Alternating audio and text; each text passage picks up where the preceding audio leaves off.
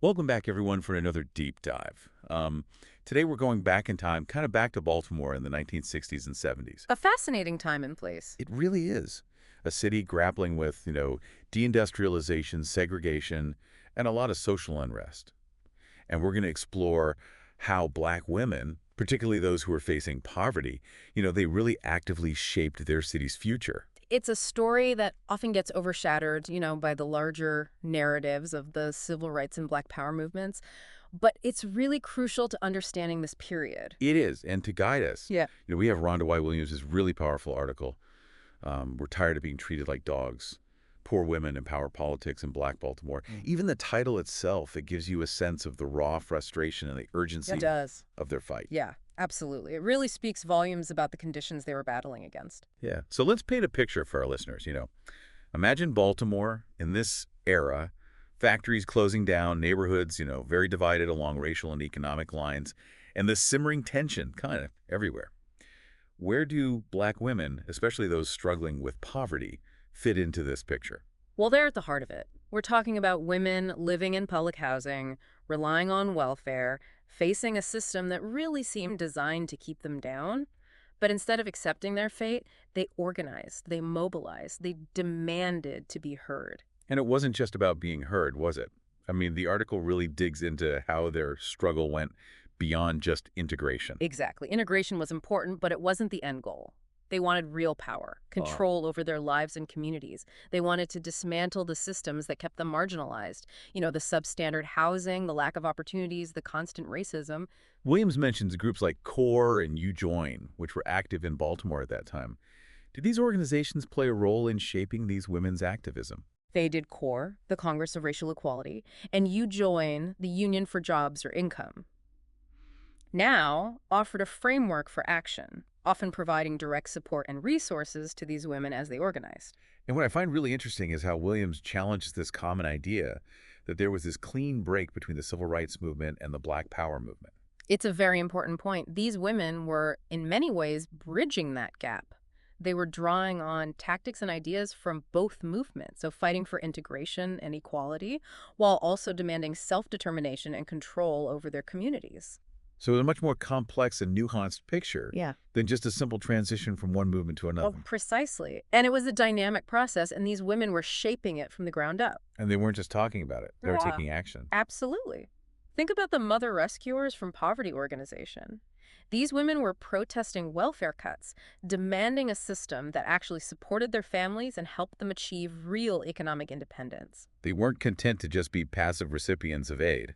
They wanted a system that treated them with dignity and respect and empowered them to lift themselves out of poverty. Exactly. They saw the flaws in the system and actively worked to change it. And this fight for control extended to their housing as well, right? Yes. Williams talks about their activism around public housing. It wasn't just about demanding better living conditions, although that was certainly part of it. It was about having a say in how public housing was run. They wanted tenant power. So not just better apartments, but actual influence over their living situation. Exactly. And their efforts led to real changes. The creation of resident councils and even a citywide resident advisory board, that's a direct result of their organizing. Okay, so we're seeing a pattern here. These women are organizing, taking action, and pushing for change in all these different areas of their lives. But you mentioned earlier that their activism was also a form of Black power. What did that look like at the local level in Baltimore? It's a great question because, on the surface, Black power might conjure up images of national figures and organizations.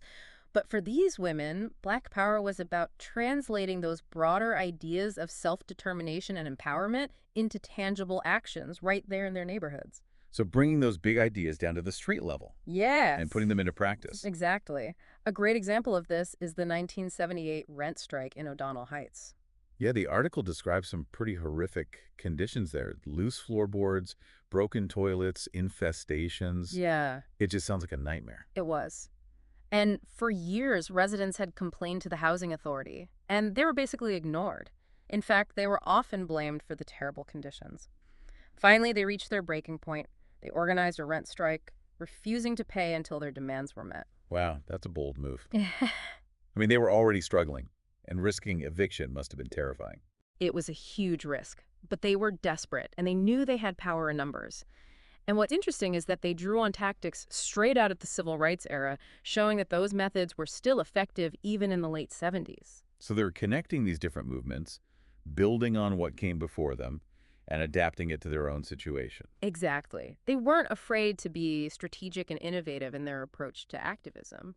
And Williams also points to another fascinating example of this localized Black power, the campaign for a Black manager at the Murphy Homes complex. Right. The residents felt that having a white manager meant their concerns were constantly being dismissed. Exactly. They saw it as a fundamental issue of representation and control. They wanted someone in charge who understood their experiences and would actually advocate for them. There's a pretty striking anecdote in the article about a group called the Soul School that kind of highlights this campaign. Yes.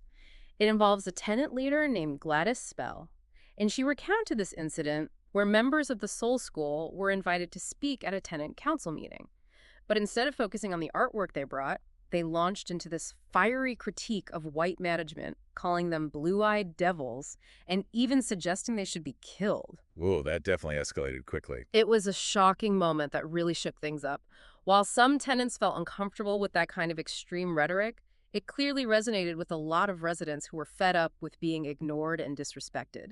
It showed just how deep that frustration ran. And this campaign to hire a Black manager, it was successful in the end, right? It was. They managed to get Murphy Homes' first Black manager, proving that their demands for representation and control could actually bring about concrete change. This is all so fascinating. We're really starting to understand the depth and complexity of these women's activism. It's this powerful blend of fighting for basic needs, challenging power structures, and forging their own version of Black power. But before we go any further, let's take a moment to kind of delve into the individual stories of some of these incredible women. Yes, let's meet the faces behind this movement. It's easy to talk about movements and organizations, but it's important to remember that these were real people, with their own stories and experiences who drove this change. Absolutely. And Williams brings those stories to life by highlighting some of the key figures in Baltimore's activism. So who are some of the women that really stand out? Well, one woman you absolutely have to know about is Margaret McCarty. Hmm. She was a welfare recipient, a mother of 7, and she became this incredible force in the fight for poor women's rights. She seems to embody that spirit of resilience that we've been talking about. Completely. And what's fascinating is how Williams describes her entry into activism. She initially got involved with Ujoin because she couldn't afford coal to heat her home. They helped her out. And that act of kindness, it sparked something in her. It's amazing how those seemingly small moments can be so pivotal. Right. She started attending city council meetings with Ujoin, learning about her rights, realizing she wasn't alone in her struggles. And that's when she really found her voice. I love that quote from her that Williams includes, "I'm a citizen who has a job to do instead of a poor, forgotten colored woman like some of our people feel." Yeah, that's so powerful. It really captures her determination to be seen and heard, not just as a recipient of aid, but as an equal member of society. It really challenges those stereotypes and assumptions about who gets to be an activist Exactly. and what that looks like. And another key figure is Annie Chambers Rogers, who played a crucial role in the O'Donnell Heights rent strike. Oh, yes. What struck me about her was her willingness to take a more militant approach, even more so than the director of the Baltimore Welfare Rights Organization at the time. It's fascinating, isn't it? According to Rogers, the director Walter Cheeks was initially hesitant about the rent strike. He preferred negotiation with the authorities. Yeah. But Rogers was adamant they had talked enough. It was time for action. That's pretty bold considering she wasn't officially leading the organization. What drove her to be so assertive? Well, she was a seasoned activist. She'd been involved in welfare rights and tenant organizing since the 60s. She had seen how direct action could force change, and she wasn't afraid to push for it. So she brought that experience and that fire to the O'Donnell Heights situation. Absolutely. And She wasn't the only one. Williams also introduces us to Fannie Hempel, another dynamic leader who wasn't intimidated by authority. She led the welfare rights group Impact in O'Donnell Heights. And there's that great story about her confronting the director of the O'Donnell Heights Neighborhood Center, right? Oh, yes.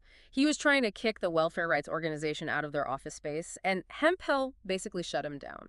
She told him, "You're telling us what we're going to have when we're the ones who ought to be telling you what we want." Oh my gosh, I can practically hear her saying it. What a powerful statement. These women knew their worth and they weren't going to be silenced or pushed around. Right. They understood that they had the right to be heard and to fight for what they deserved.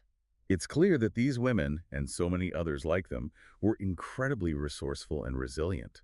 They navigated complex systems, built coalitions, and used their collective power to create real change. They were masters of grassroots organizing. Think about the range of tactics they employed: protests, rent strikes, petitions, even sleep-ins.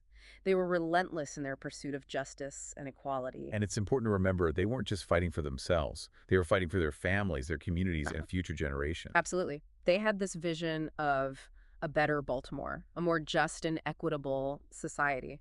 And they were laying the groundwork for that future through their activism. It's really inspiring to see how much they were able to accomplish, especially considering the incredible obstacles they faced. But their story isn't just about the past, is it? Even though their activism was rooted in the specific circumstances of Baltimore in the 60s and 70s, there's something so universal and timeless about their struggles. You're absolutely right. The issues they were grappling with, poverty, housing inequality, systemic racism, these are issues that still resonate deeply today. Yeah. And the strategies they used, grassroots organizing, direct action coalition building, are just as vital now as they were then. So what can we learn from these women? How can we apply their lessons to the challenges we face in our own time? That's the question, isn't it? And one we should definitely explore further. It's been quite a journey today, hasn't it? Delving into the lives of these really remarkable women in Baltimore, Black women activists who fought so fiercely for their rights in their communities. Yeah, their story is a testament to the power of collective action, resilience, and this real determination to, carve out their own version of Black power right there on the ground. It's incredibly inspiring, but it also makes you think about the work that still needs to be done. hmm So what can we take away from their experience? What lessons can we apply today, as we face our own challenges with social and economic inequality?